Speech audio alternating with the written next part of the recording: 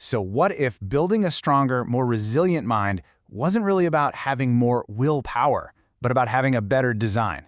Well, today, we're going to look at the actual blueprint for mental toughness, the architecture that really separates a fragile mindset from one that's truly unbeatable.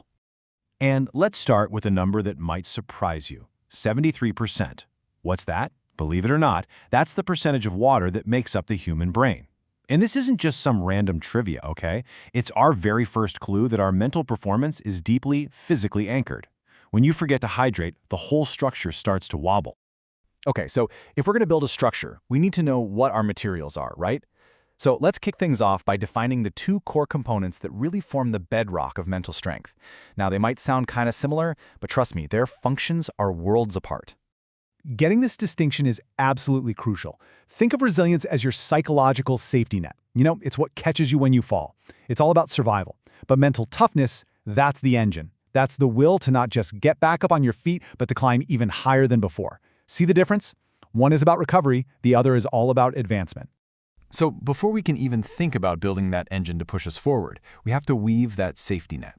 A strong foundation is it's not negotiable. It's what gives you the confidence to take risks in the first place. So let's take a look at what this net is actually made of. This framework is known as the 7 C's. Each one of these C's is like a single thread in our safety net.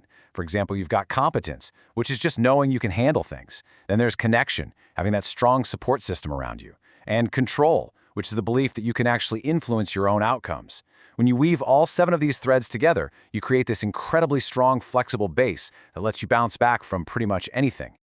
All right, with our foundation solidly in place, we can move on to the automated systems, the stuff that runs in the background. And I'm talking about habits. You know, habits are basically the brain's default wiring. They're there to save energy. But the good news is you can be your own electrician. You can go in and rewire the circuits that just aren't serving you anymore.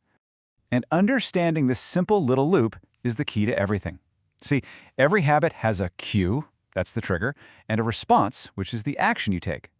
The secret isn't to fight the cue, because that's a losing battle. No, instead, you keep the cue, but you consciously choose to plug in a new, better response. That, right there, is how you rewire your brain. So how long does that rewiring actually take? Well, on average, 66 days. Yep, that's about how long it takes for a new, conscious behavior to become an automatic, unconscious habit. It's definitely not overnight, but it is totally achievable if you're consistent. Now let's see how all this stuff builds into what you might call an expert-level mindset. Because the biggest difference between people who get stuck and people who just keep growing, it isn't talent. It's the fundamental operating system they use to view themselves and the world around them. I mean, just look at this. The difference is night and day.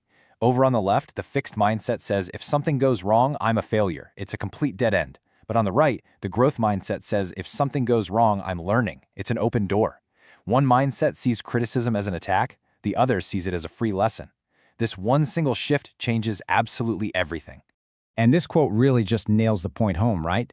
Every single tool, every technique for building an unbeatable mind is designed for one purpose, to pull you from that left column over to the right one.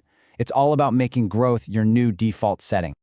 And here's one of the most powerful, most beautiful metaphors for that growth mindset. It's called kintsugi. See, instead of hiding the cracks in broken pottery, the artists highlight them with gold. They make the object more beautiful and more valuable because it was broken. And this is exactly how we should view our own failures and setbacks, not as damage we need to hide, but as part of our history that actually makes us stronger. So we've covered the foundation, the wiring, and the mindset.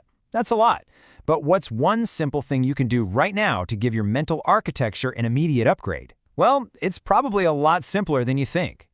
Feeling a little foggy, maybe stressed, or just a bit off? Drink a glass of water. Seriously. Remember that 73% from the beginning?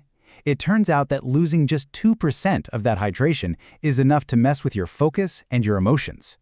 It is the simplest, fastest way to bring your brain's hardware right back online. So there you have it. The architecture of an unbeatable mind starts with the physical, it's built on a resilient foundation, and it's powered by a mindset that sees every single crack as an opportunity for gold. I'm genuinely curious, what's your biggest takeaway from this blueprint? Let me know down in the comments. And if you want to dive a whole lot deeper into these techniques, you can find the book using the link right here on your screen.